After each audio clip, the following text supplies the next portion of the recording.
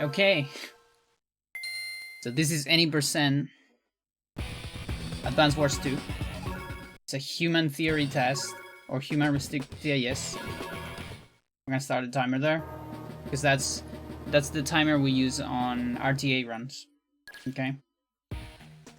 So a human-restricted TAS, HRT as I like to call them, it's a demonstration of how good a human run can be. So it's basically you can either like TAS these things, or you can make a splice of like all the best human segments. Now this is usually gonna be a little bit better than a splice version because it's aiming for, you know, the theory that is best for humans. There's a possibility some segments haven't been done that well yet. Mission complete. We're also we have some splits here, which is a little bit weird. I already done an HRT of this game, but that was last year, and it was like with old technology. So today, why we're doing this again is because we have new technology, and that's new strats, and we're gonna talk about those new strats eventually. Now the beginning of the game is the same, actually. Not a whole lot has changed, if anything. The thing that has changed though is my execution. So there's a chance you already saw like minus something seconds. That's just execution on my side, so I did this by hand. Like I did segments and I recorded them on TAS using tons and tons of save states. I almost never frame advance, just to keep it human, of course. Just in a couple places. But yeah, something that has changed is my menuing. And so you can see that all the time saves that we see here in Orange Star, which is the only places that have time because the run is the same. Those are my improvement as a player, basically. Because the strats are like essentially the same. Yeah, we might see a little bit of that, by the way. Those are some beast hug hiccups. They shouldn't happen too much, but that's because beast hug is doing a lot of work right now.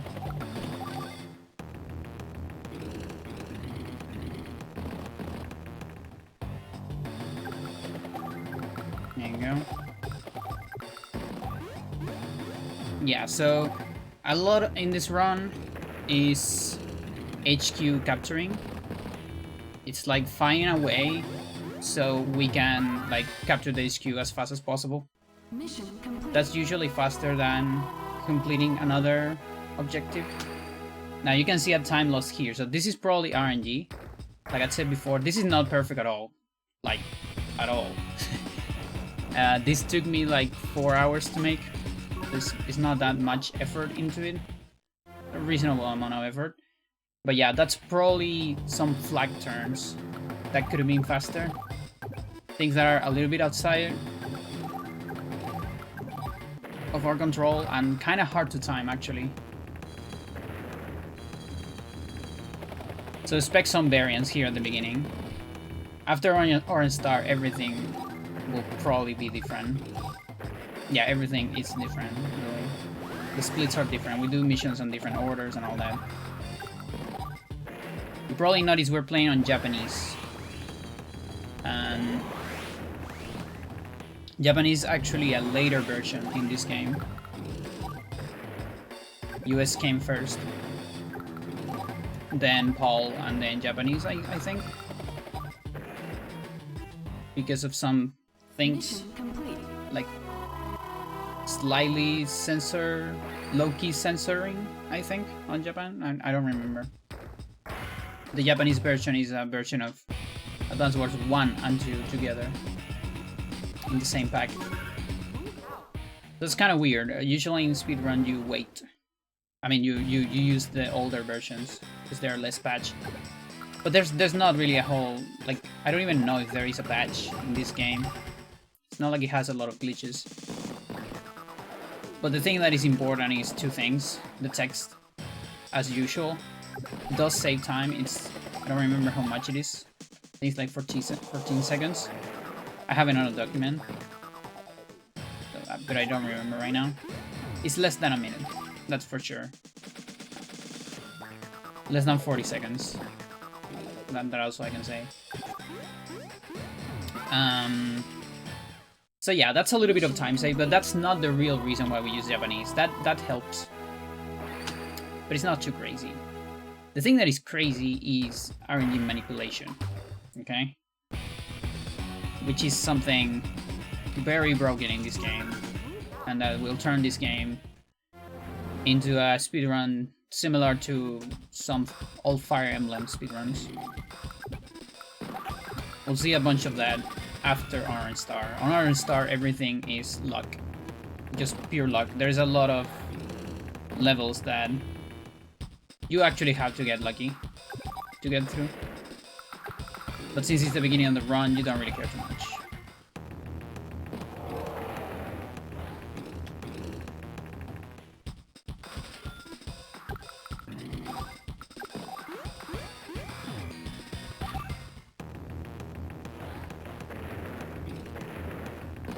But yeah, more strats for HQ. Well, this one you actually have to capture a laboratory, but it's basically the same. Mission complete. Pretty much every mission, there is some exceptions, but pretty much every mission can be also won by route, which is destroying every unit. There are some exceptions, I think.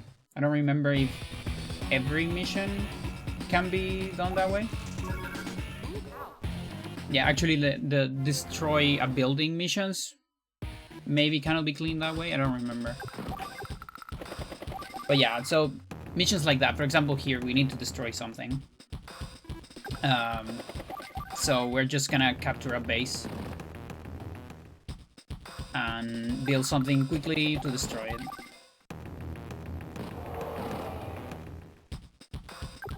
And yeah, first missions are pretty simple. That's why I'm kind of hovering over some strats. The commentary for them is also on the other run, the previous run. The new stuff is where I'm gonna commentate strats for the most part. So let's go over some shoutouts. Of course, shoutouts to the whole community, the whole Discord, Advanced Wars Speedrun Discord, as well as the Wars War News Discord and forum, which have provided a lot of information about the game. Documentation, hacking, tons of things. Shoutouts to Fidel for all the LTC work. LTC is lower turn count, which is a challenge of beating a level with the lowest amount of days and the highest score. And we've used so many of those strats just because of the lower time. We don't care about score, but we care about speed. Shoutouts to bigusdingus for making a lot of TASs of those LTCs and putting them out there. And of course, shoutouts to krazydan, the main developer of the main strat and main like tech that we're gonna be using on this run, which is RNG manipulation. Consistent RNG manipulation. That completely changed the game. Like last year, April? Half of April, something like that. The whole reason why we're doing an HRT here. So for reference, the previous HRT was 1 hour 15. At the time, my PV was 1 hour 19. 4 minutes save. That run was pretty random. Okay, so here's a reset. So we reset the game, and then we go into a mission. So this is the reason why we use Japanese, basically. Every time you reset the game, the RNG advances. You can see it on the top of the screen. It advances during the menu screen, okay? Once per frame. And the RNG determines everything that determines luck. So if you can control that, you can make everything predictable. Now, Japanese has this weird thing that developers did, that you can skip the start screen immediately, right after like the first cutscene. You don't have to wait for the game to say press start like on the other versions. So on the other versions, the RNG is going crazy while you wait for the press start.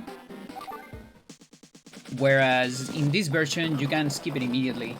And funny enough, there is 7 frames of lag between these two screens. That means you have a 7-frame window to always have the same RNG every time you reset. And that's pretty crazy. This means we can do things we weren't allowed to do. And so here, for example, we know exactly where we are on RNG. Exactly. You know exactly what's going on. And that's because we also know which things move RNG in this game. As you can see, the number is not moving right now. It's moving during enemy turn, but during my turn, it's not moving. That's because RNG only moves on certain situations. So here, we're gonna move it. So one of the ways of moving it is drawing a path.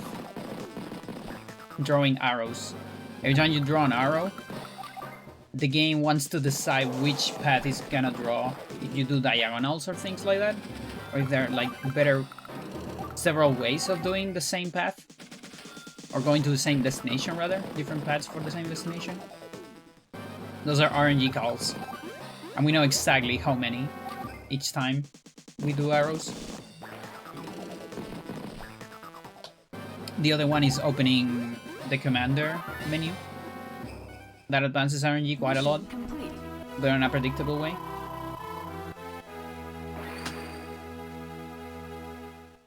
So yeah, we won't be able to see the time saves from here because the route is just completely different. But you can see the sum of best.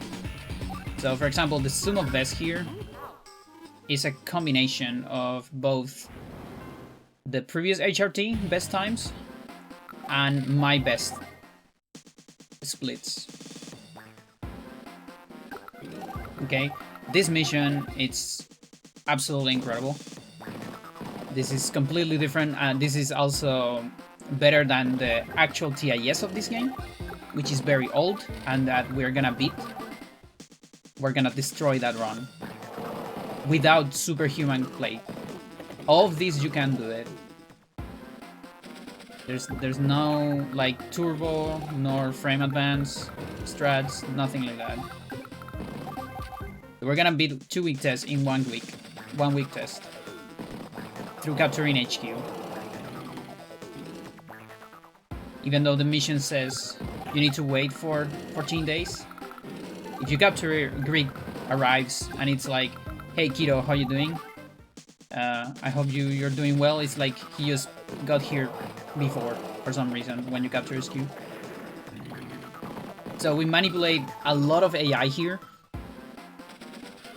And so they get specific AIs when they get constructed.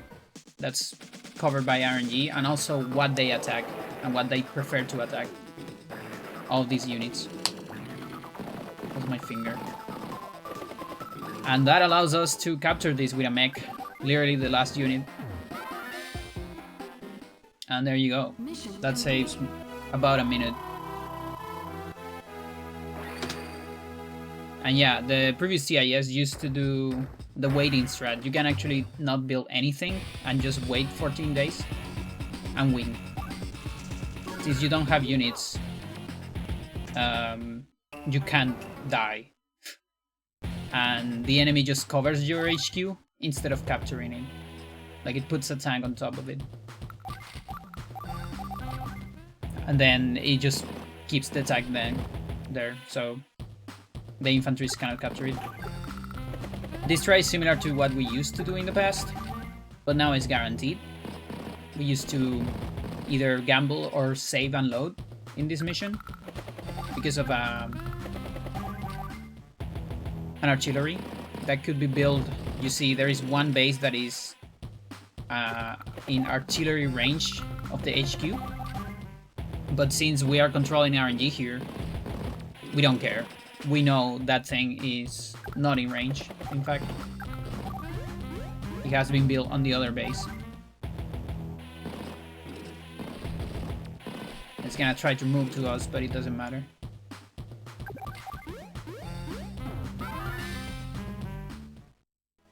Yeah, and RNG doesn't change during, like, between missions. Although it advances quite a lot at the start of a mission. But that's fine. We still know where we are on RNG. Potential Scramble, this was the other big one in the past. A save and load here would waste an immense 1 minute something, like 1 minute 40, I don't remember exactly. It was massive and terrible. But now it's guaranteed. And it's determined by an AI. It's actually a... Is it the 1 in 20 or... I don't remember. No, that's Rain of Fire. This one is like 4/5, I think. This tank right here that gets built there. Problem is you don't know which AI you got until next turn. So you have to sit through an entire turn of flags. If you save and load. So this tank is gonna go up instead of pushing towards it or HQ.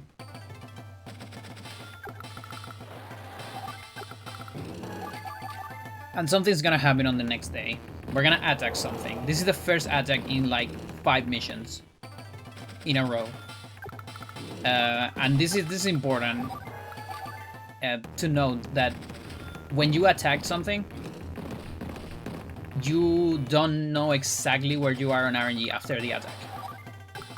Because unlike arrows, where we know exactly how they change, attacks are a little bit different.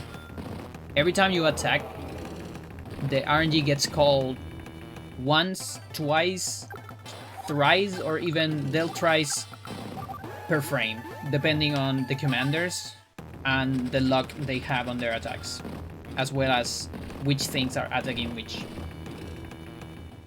So yeah, once per frame, that makes it very hard to predict where you're gonna land. We have some methods though, and you're gonna see those later. But for the most part, the general rule is that once you do an attack, you don't know exactly where you are on RNG anymore. Unless you land it frame perfectly, of course. But that's kind of hard.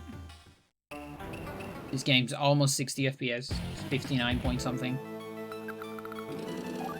So this is a mission, for example, that has 1 million attacks. And they're all dealt by Sonja, which sadly has bad luck. For some reason she's nerfed. I think in this game she's old enough that she shouldn't be nerfed anymore, but anyways. That means she calls more RNG on every attack, making it really difficult to manipulate. So instead we're going for consistency and reaction.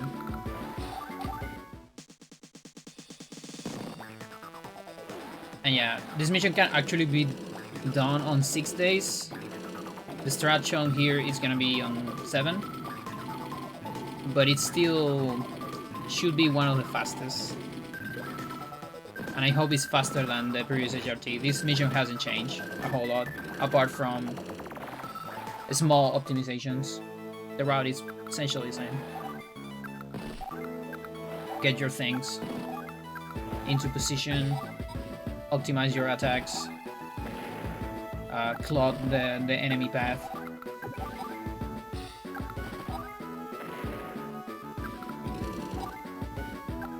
And be a lesbian as well. Very important for this mission.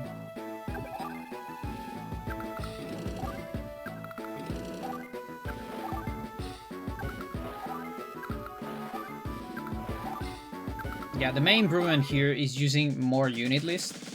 That's when you press L. Or was it R? I think it's L. Yeah, I think R is for unit properties. When you press L, there's a unit list. Every unit in the game is on a list. and every time you press L, you go to the next one in the list, which is way faster than moving the cursor. Although sometimes the list just doesn't make a whole lot of sense to what you have to do. So you have to go manually anyways, like you see here. There's a lot of manual here. So one thing that happened here that is very important is we did an attack on one of the rockets and we left it on 2 HP. Which is a rare occurrence, but it has actually happened on runs. My PV actually has it. So I actually allowed myself to include this strat here because there is already a run that has it. It could happen, and if it happens, you react to a mirror darkly. And so this game has a mechanic which is called repair mode. When a unit of the enemy is under 2 HP, or on 2 HP, so 1 or 2, it goes into repair mode. And that means it doesn't want to do anything other than looking for a city and be repaired. And during the repair mode, it's not gonna do anything else until it gets fully repaired. So that rocket won't attack anymore until it gets fully repaired or until we kill it, of course. The other thing they can do is if they're in range of a unit that also is not full HP, they can merge together. Although on the enemies, I think it has the restriction of not being over 10 HP. So the other rocket is already on 10 HP, so it doesn't matter. I mean, it's not gonna try to go for it.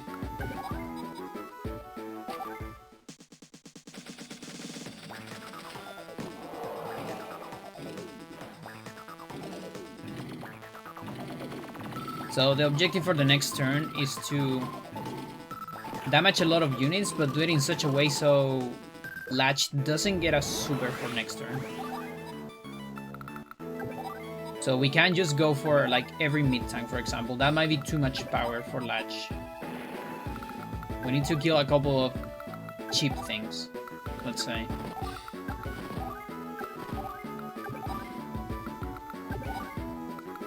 So some APCs, for example.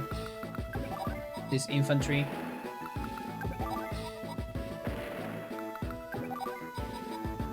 These APCs are also important that they die now because they have mechs inside. This way you'll save attacks in the future.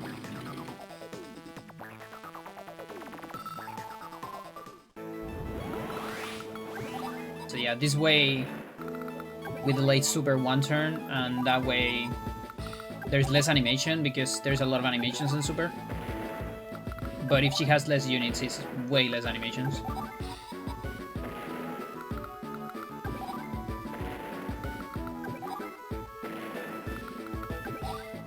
But yeah, thinking on your feet in this mission during a run is really hard.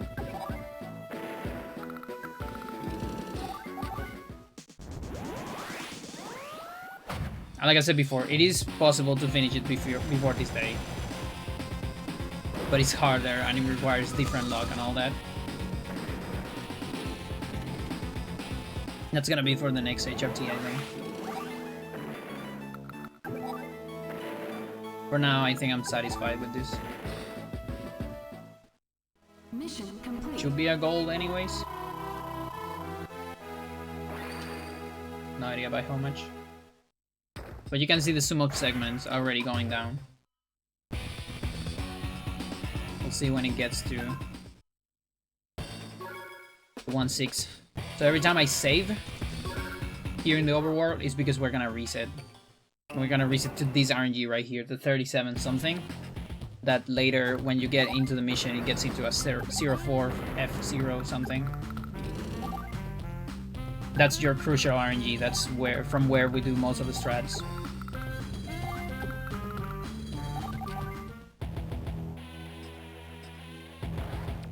And that's why, because we're gonna manip in this mission. You can beat this mission without manips, but it's good to do a manip here because you don't need any reaction strats. It just works out very well. But one of the most important reasons is there are no attacks. which means we can carry the RNG into the next mission. Yeah, but this is the moment where you say, but Pandora, what were those? Weren't those attacks? Are you attacking there? And yes. But there is an exception. So this exception doesn't make any sense. For some reason, developers decided to lock RNG on some pipes and some mini cannons.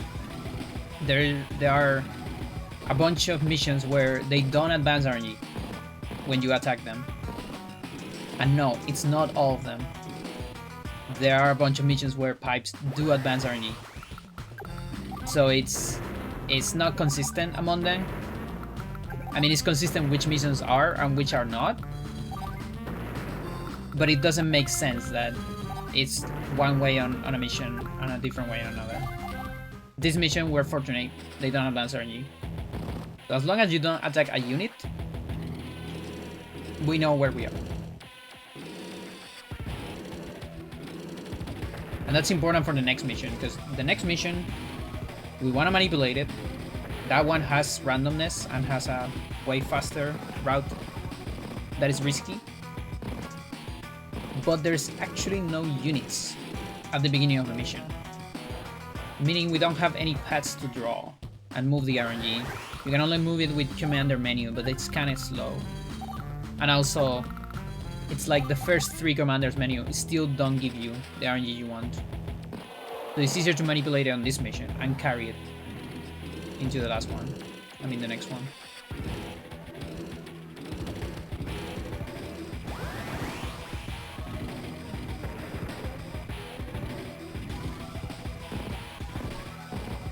This alignment is sweet. You see Adder here has... It's on the range to do a power. But he would choose not to do it. And that's because of the luck we have. It's actually like a 5% luck, I think, normally. That you would never do this on a non-manip run. But here we know it works.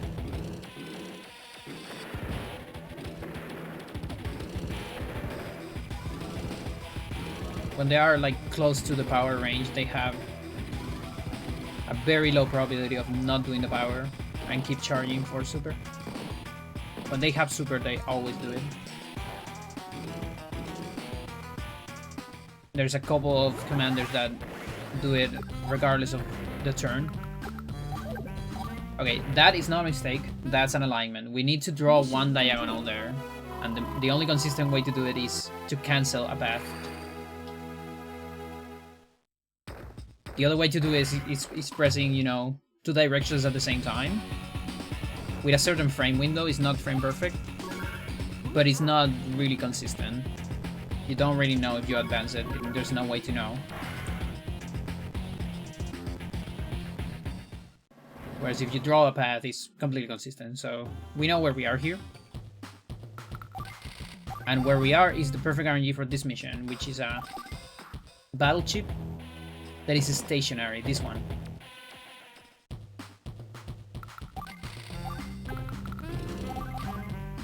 So that battleship is not gonna move. It's the kind of battleship that just stays there forever. I think it reacts to Andy's. I think it wants to go to Andy HQ or something like that. I don't remember which AI is this. But it won't move if you don't do anything with Andy, I think. I routed this long ago, so I don't quite remember all the RNGs. I mean, all the AIs. We're also using Forest here to move RNG. Forests have a different cost on the range of units when they move, so you can draw different paths like that. Reefs as well, like we did with the lander there. So we're advancing RNG because we want to get into an RNG here on this turn, so that mid-tank is also stationary. This effectively covers the factory and saves all the movement of those 2 units. Otherwise. Then the math here is very finicky.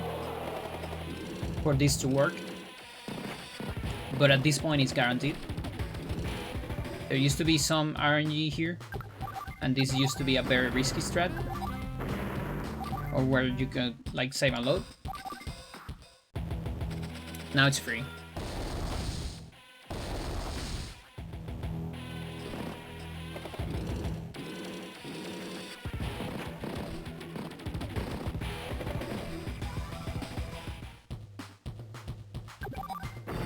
And yeah, factory missions are always about destroying the pipe. Mission complete. Just finding the fastest way to destroy the pipe.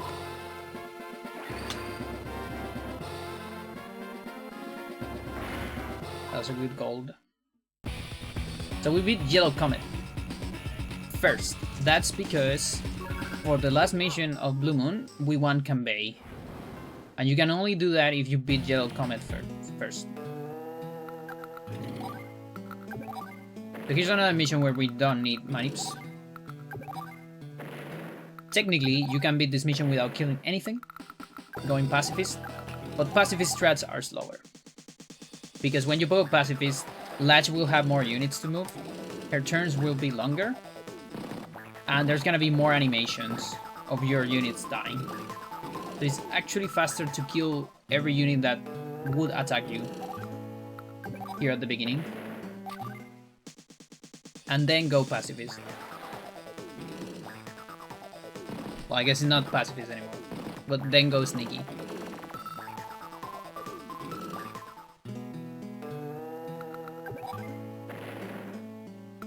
There's still a little bit of RNG. There's 3 units there that might die on 2 shots. I've got runs where all 3 die on 1 shot, so this is fine. For the TAS.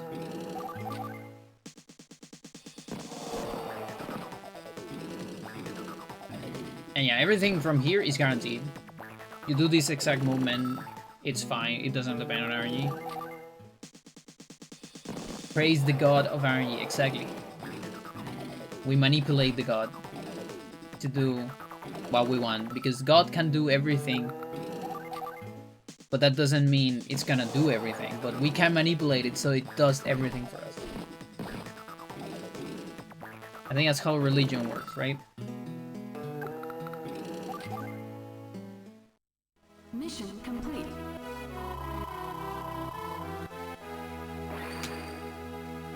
Did a gold? Pretty much. So yeah, we just left that last mission because remember we were carrying RNG among a lot of missions at the beginning of Blue Moon, so there wasn't really a space to do that mission in particular. So we just left it for later. And here, as you can see, we're going for Cambay and a small manip. Well, it's kind of a big manip actually. Makes this mission faster and way more consistent.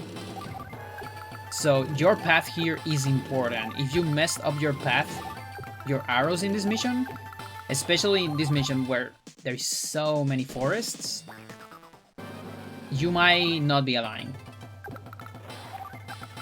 So movement is super orchestrated in this mission in particular, and it's easy to fuck up. So the RNG we want is these 3 recons doing a backwards L, like that.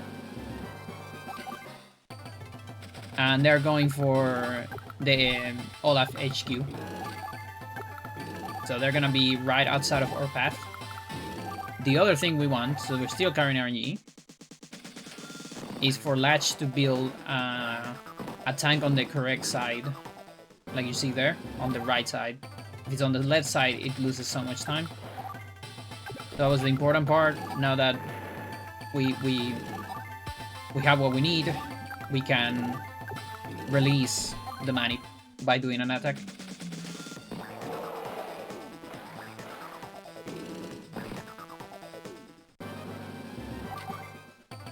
So we're gonna cover the factory here, kill some stuff, and then push with everything. This is the pipe destroying team. And the mission of this recon is to react to this infantry. Depending on where it goes, you have to cover one of the 2 silos. so latch doesn't fire them. That mech can die on one shot. I've seen it on runs, that's why we have it here. Most of the time it doesn't, I think. Or maybe it's a 50-50, but in most of my runs it doesn't. But I've seen it.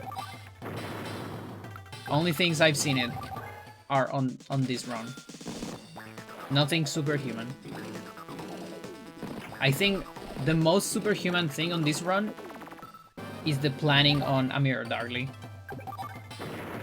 Because having a lot of time to plan out every turn it's very hard for humans. So that might be the most close to not human, like right on the limit, without being superhuman still. Because we're not going for like frame perfect attacks or anything like that. So we're getting to late game here. Green Earth. You can actually just gamble in this mission. I don't like it. I run this game enough times in the past without manips to know that the gambles on this mission are horrible. They are so bad. There are so many units that can betray you. There's this mechanic in this game that we call chai, or defensive units. Well, I call chai. I don't know if someone else has called them chai, but I like to call them chai.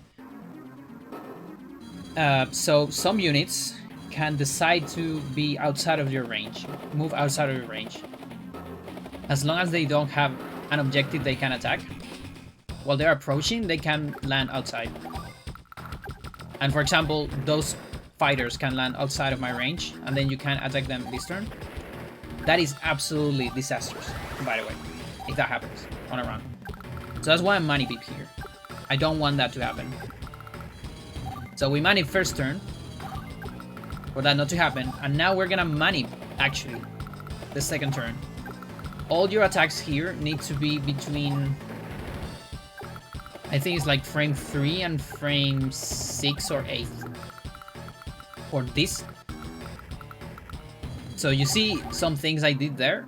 So what we're doing here, and this is one of the coolest things about this game, is you can go to a corner in a path. So you draw a path, you go to a corner, and then you move to another corner. This is gonna draw a path of arrows from that point. And which path of arrows it's shown is determined by RNG. So this means if you have a table that shows you the arrows and the RNG where you are, you can know where you are, like where you landed.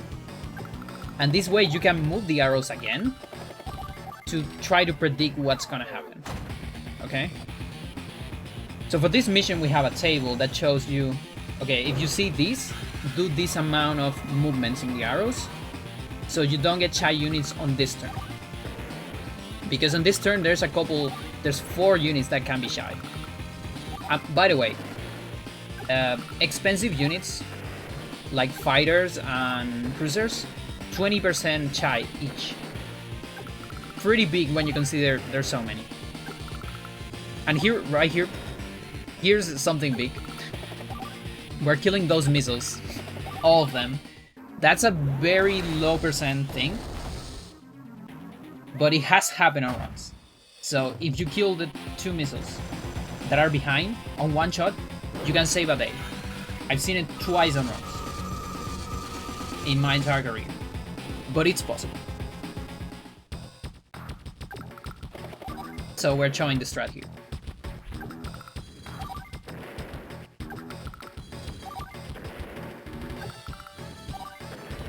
So yeah, you can see with the copters we can kill everything this turn.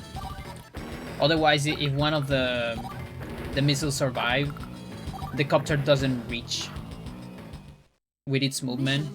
You also need to like spend a bomber killing the missiles. Oh, look at that! This is the first one that is not actually a gold. That does make a little bit of sense because I'm doing the manip. So I'm sacrificing just a couple seconds, or maybe just one, so I never lose on that mission. Because otherwise, like, I don't know, 7 out of 10 runs for me will die on that mission, or I will lose time instead. So I think it makes sense that I'm losing a tiny bit of time. I'm okay with that. I prefer consistency. Now this mission should be way faster. We're doing it on 1 day less. This one, completely impossible without manips, by the way. There's no way you're hitting this log. And a save and load route would be disastrous. You would save and load so much to get it. And that's because we're gonna use a bait. We only need 2 battle chips. We did a little bit of a manip there with the arrows. Only 2 battle chips to finish this level. We're moving 3 and a couple of baits. And we need Hawk to attack specifically the baits and a specific battle chip. That one. The other ones have to be on full HP. And the probability of that is very low. So really only viable with manips.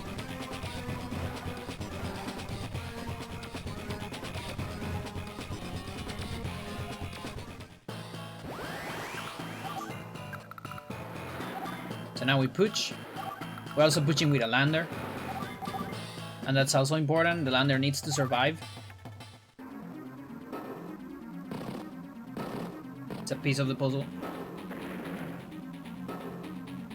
We're hiding the cruiser there because dying animations are usually slower than moving something. Unless moving something is, you know, too far away. Like, for example, the sub is too far away from the camera. It's not worth to move it. So, our rockets. We're getting an extra damage source for these cannons. That's what makes it save a day. Previous route was just 2 battle chips. But you were always short on 1 attack.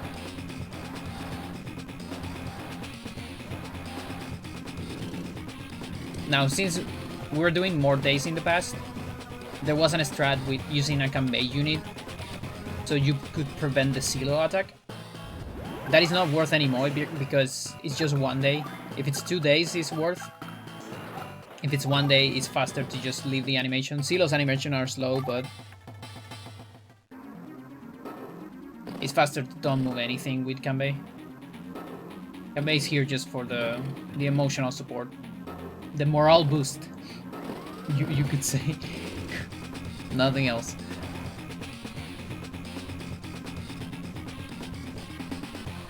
There's a lot of missions like that where someone does everything.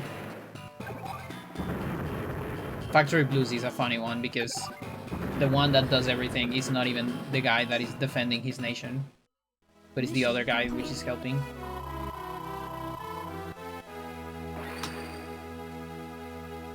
And best possible time, 1:06 already. That's pretty good.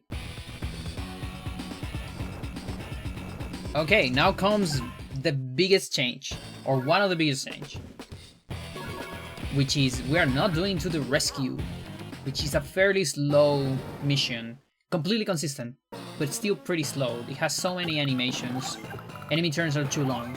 So we're doing this mission instead, which was theorized for RTA.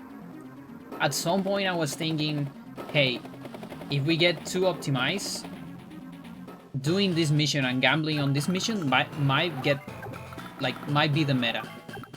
Even though the probabilities are so low, maybe. But then Dan discovered manips, and Dan just found a way to do this 100%. But there's 2 attacks in this mission, which means we need to know where we are, and we need to predict where we are. We're gonna do that with arrows and a manip chart. So here comes the first attack. This attack has to be after frame 3, or from 3 and on, to land on a specific frame window. we need to pay attention to how the copters move there in order to react to another strat later. And then depending on which frame this attack is, we look at these arrows and we align with a perfect RNG. This RNG is very finicky because we are aiming for a misfire. So you see this artillery? It's on range. The infantry is on range of the artillery, but the artillery decides to don't do anything. It just moves there. That's a misfire. It's a mechanic in this game, which is like the miss percent if you want. Only for indirects. Artilleries, rockets, battleships. They have a 10% chance of missing.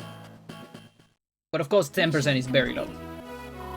That's why you don't go for that if you don't have manips. And sometimes you need a double misfire, depending on how the artillery moves.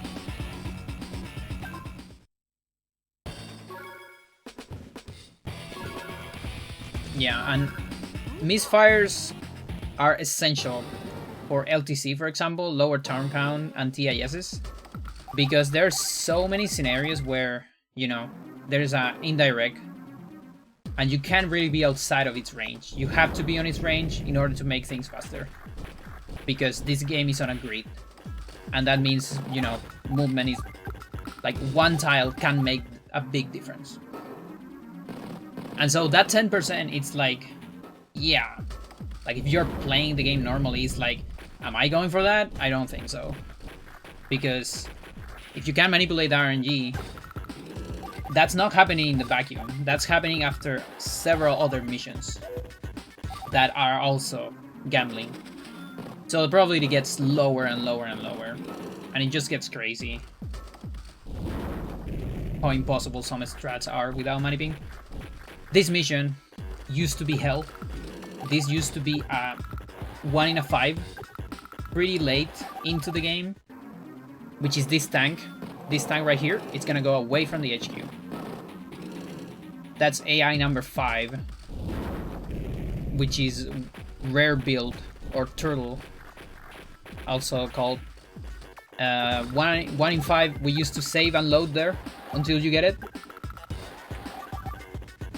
Now you see we're looking at Jess from time to time in this mission. That's because Jess is so beautiful and I love her, and one of my favorite lesbians out there. But there's another reason as well. That's because, as I said before, we can advance RNG with commander menu. RNG advances 127 or 128 times, something like that. The main reason why we do it with that is because diagonals are not very handy on this mission, because we're using a lot of ray guns, and ray guns don't like to move in planes. So even if you try to do different arrows, you're actually not moving RNG because it's just like a fixed path anyways. And the commander menu is just aligned, and it's a plus that we get to see, yes, you know, more. That's always a positive.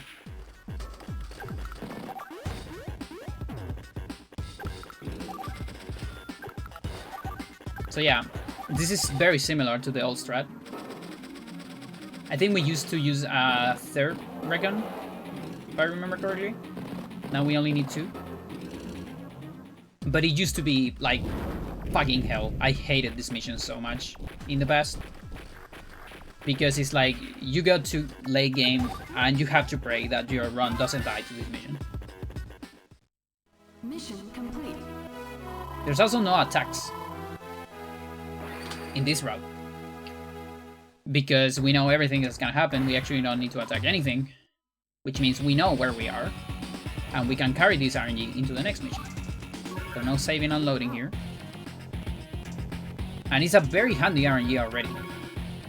It's already like pretty much perfectly aligned with everything we need. We don't need to do any extra diagonals. It just works.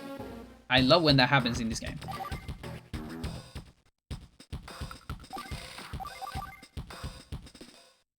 So this mission, it was like 12-11 minutes in the all route. now is 6 to 7. Just barely under 7. So it's one of the most massive time saves in the game. It's the biggest time save of this route. Just absolutely insane. We used to use Sonja and like carry a rocket to stealthy kill the pipe. It took a lot of days. You also use some baits and stuff and destroy the cannon with Eagle. Now we just go stealth mission with Eagle, which is not even stealth. It's like, you know, when movies or games are sold as stealth, but it's really just, you know, someone going really fast and people cannot really catch it or something like that. That's what's gonna happen here. It's like everyone can see me, but also everything is just barely out of range to attack me. So Kanbei also here for morale boost, nothing else. He's just passing the turn. We move his camera so the camera doesn't pan. Andy here has a little bit of masochistic attitude. He sacrificed himself because we don't want Hawk to launch that silo, but we also don't have any like objective for that silo. In the past we use it on the fighter, so then we can kill that fighter. Here we don't need it. Fighter is just gonna be out of range. So that was Andy's mission. Next Andy's mission is to survive.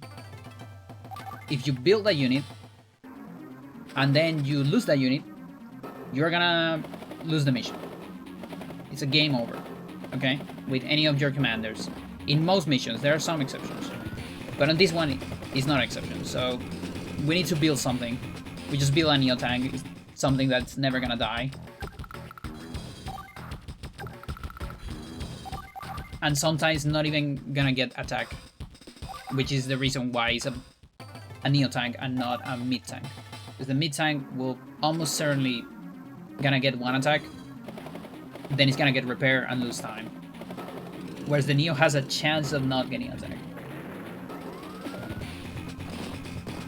And yeah, a chance. That is the tiny bit of luck that we have in this level. It's just the chance of the Neo getting one attack and one repair. Because that happens after one of our attacks late in the mission. So actually out of our control. And too much, like too little of a time loss to manip it. Like maniping would take more time.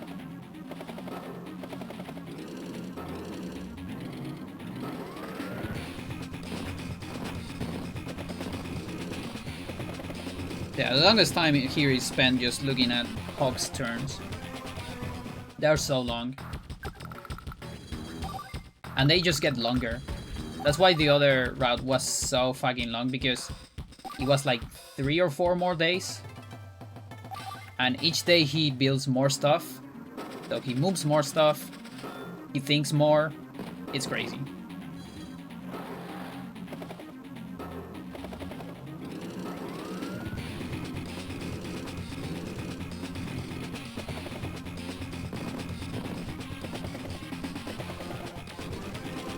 Yeah, here the Hawk's fighter just outside of range.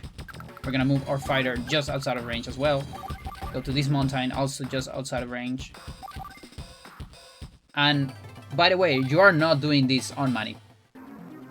Unless you do it casually and you save like every turn and you don't care about time and all that, then you can do it, yes. But in a speedrun, no. Absolutely impossible to get this shit. Because you need perfect AI on the fighter, perfect AI on anti-airs, you see the anti-air just outside of range, perfect AI on missiles, probably perfect AI on a bunch of copters, so they don't interrupt your movement, and also perfect AI on a lot of tanks, so they don't interrupt your path for the bite.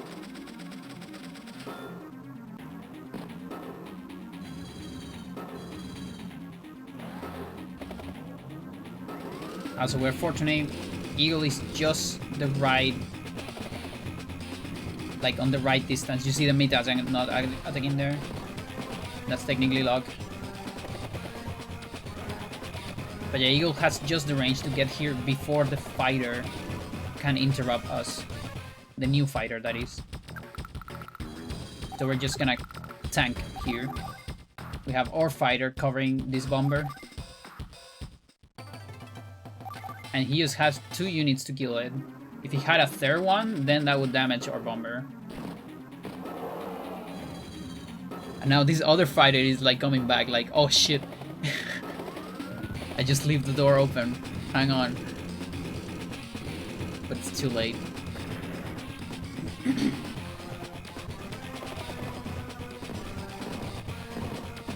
We're also running out of gas. There you go.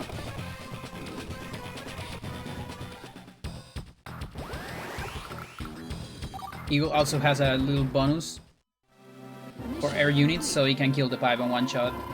A normal bomber kills on 2 shots, because developers were so nice to put 99 damage, 99% damage out of 100. But the cool thing about that is that everyone that has the tiniest bit of extra firepower will kill them on 1 shot.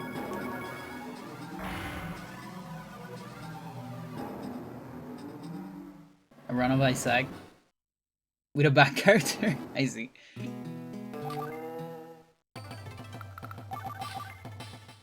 Yeah, you always put, as long as you speedrun something, you're putting yourself in a harder position.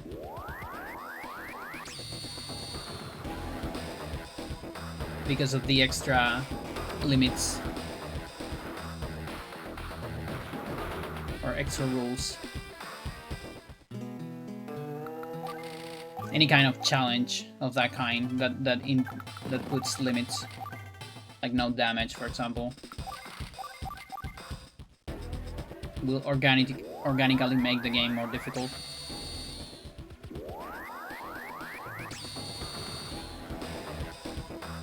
Oh, interesting. Yeah, there's some games that actually have mechanics like that.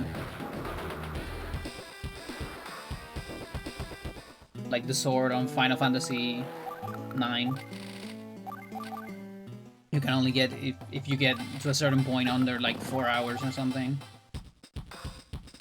Like most casual players never get that sword. Because in an RPG, like, you're reading the story and all that, and you're grinding. I think nobody tells you the amount of time. Okay, so I believe, yeah, this mission is actually different. I forgot. This mission got an improvement, which is not with manips. We didn't save at the beginning of this mission. So we are on any RNG. And yes, this works for any RNG. This is just a new strat. Dan made this strat based on Dingus. Dingus for LTC. Notice that there is this Neo tank. In LTC is built for Jess because she has extra firepower and she can use it to attack things. But the thing is, the Neo tank also has more range. And it's an expensive unit, so it can tank lasers. And it would have priority over our rockets. And the 1 extra tile that it moves, compared to mid-tanks, is just enough for this to work and save 1 day.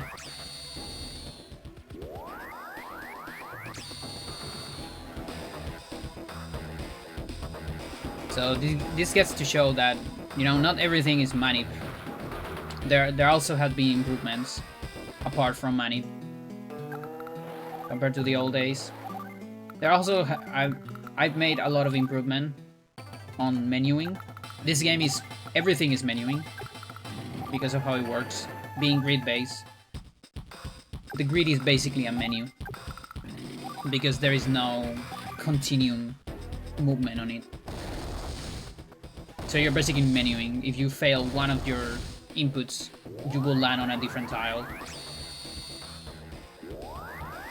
And yeah, I've been like finding a lot of ways of doing better menuing, and also my menuing is faster in general. Kanbei is also very important for this mission because of his defense. He's having a lot of defense. Makes it so the battleship doesn't attack this mid tank and decides to go for the infantry instead.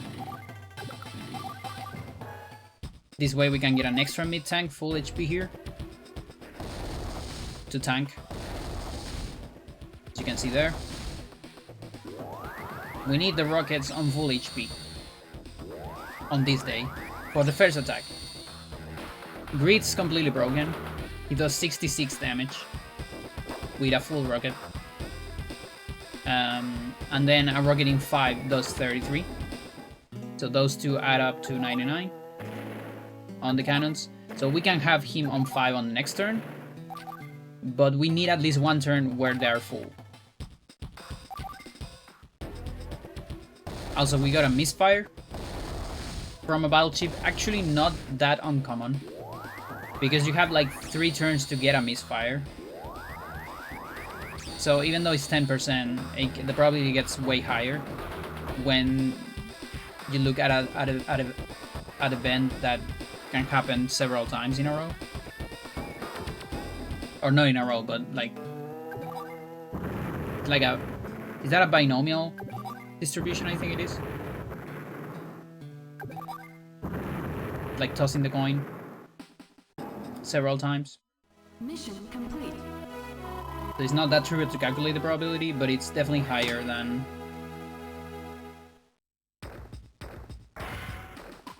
sometimes that what you might expect.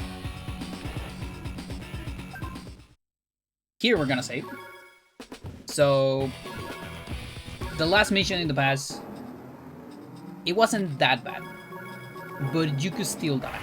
It wasn't as bad as Rain of Fire, where it's 1 in 5.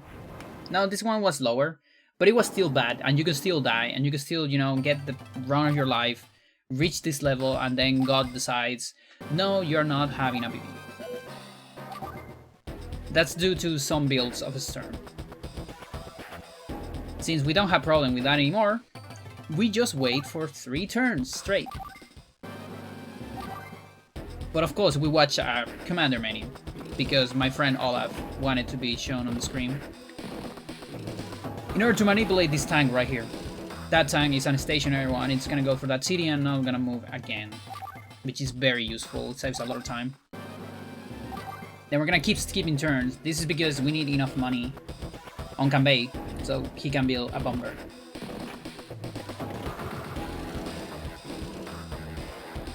Eagle can also do this. Anyone that has extra firepower on bomber can do this. But Kanbei is faster, just because of the menuing and like how you choose commanders at the beginning of the mission.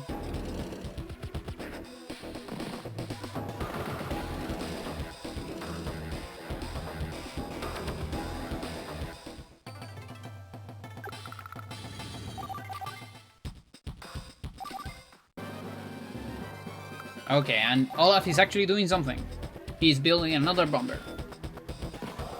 That's gonna be our bait bomber.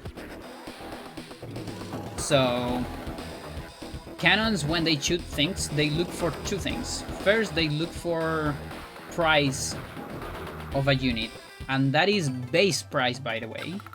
So, even though Kanbei's bomber is way more expensive than Olaf, he considers it just a bomber. Both are bomber, they cost the same, it's fine.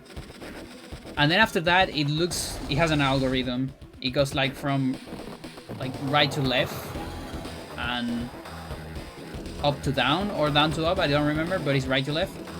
So here it takes the Olaf bomber first. So Olaf takes the L, so Kanbei can go on.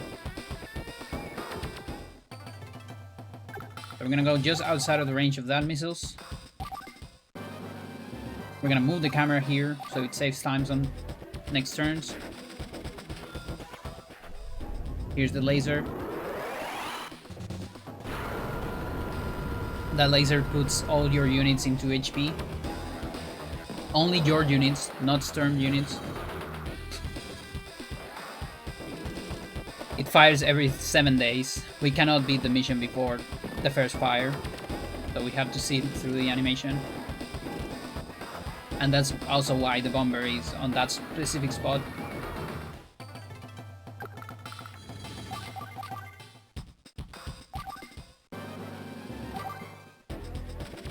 And yeah, another thing we manipulated here was a mech. As time goes on, the enemy has more probability of building mechs instead of infantries. And specifically here, mechs allow for a specific money and specific builds that are faster and better. Okay. So that's our split for the destruction, which again, it could be one of the timing methods. The current timing method we use is, you know, first frame of credits. So that's why I put an extra split. If we ever change the timing method, the timing, you know, the timer would stop there. This is just matching, by the way. You just have to match. Sadly, we cannot skip this cutscene. It really sucks. In Advance Wars 1, they actually can skip the last cutscene. And they also stop the timer before the last cutscene, but again, in that game it's less of a thing, whereas here you have to match at the end of the run. It is a shame, but also it is a hard discussion because there's nothing more cool in speedrun than ending the timer when credits start. You know, when there are actually no more inputs in the game. But it's a big price of this game. Mission complete. Because this is more than a minute of matching. Okay, what's the result?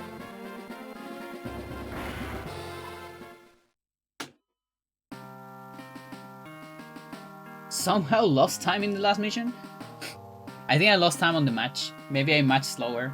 I matched manually on that one. I didn't use turbo. Just to keep it human. War is over. Chat. How big is this time?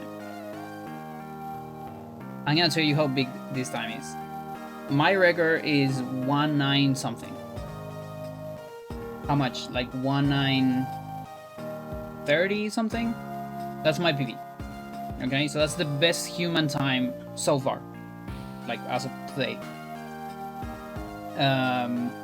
My sumo best is 1830 something. So about a minute behind that. You know, there's a minute that my sumo best is better. And it can get like probably another 5 seconds better. Now technically, if I were to grind this game a lot for years, my sumo best could get somewhere close to this number. But that's hard because again, this is a theory task.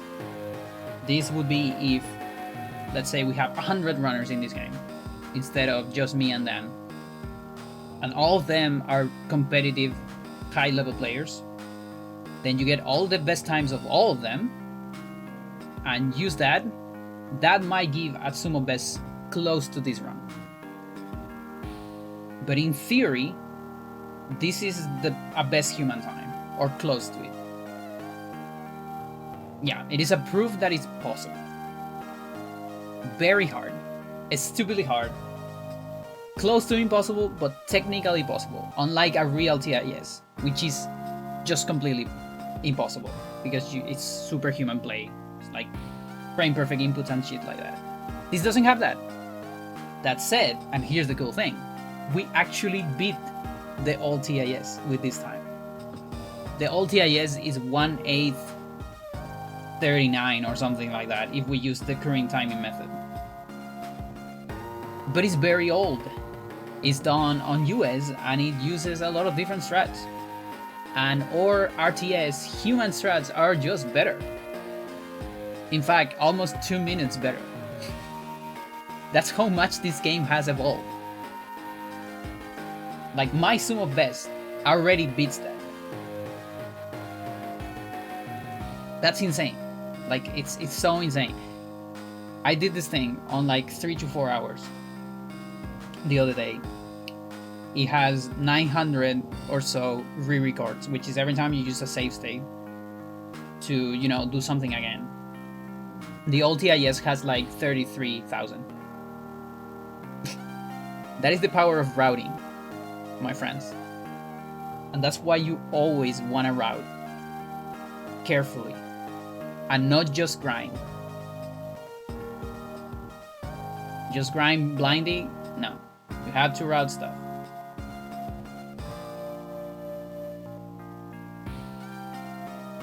Insane.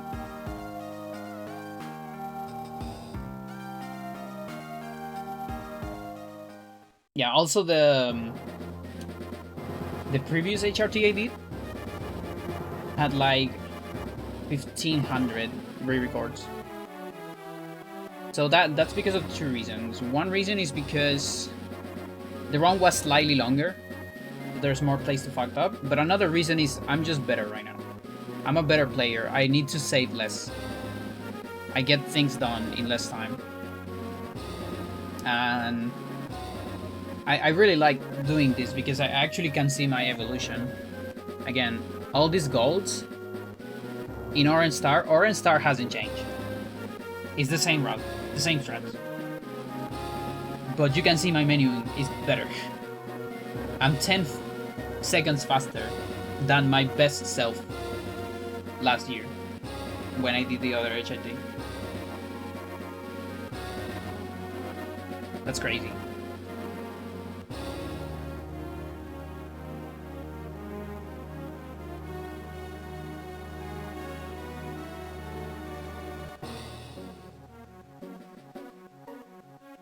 Yeah, also, this has nothing to do with this, but rest in peace, Akira Toriyama. Oh my god. Can't believe it yet. I'm still processing it.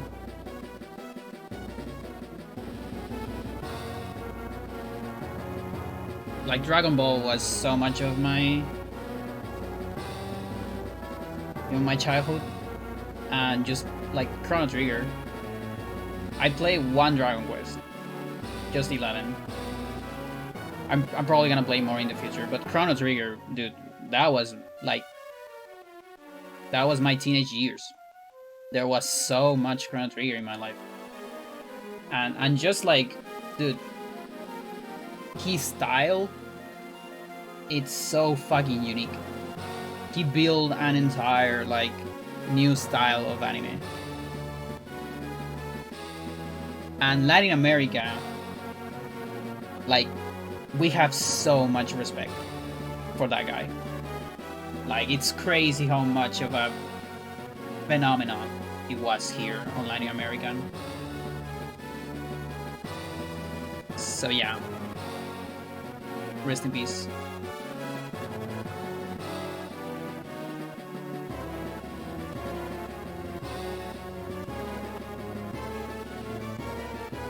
Another hero right there as well.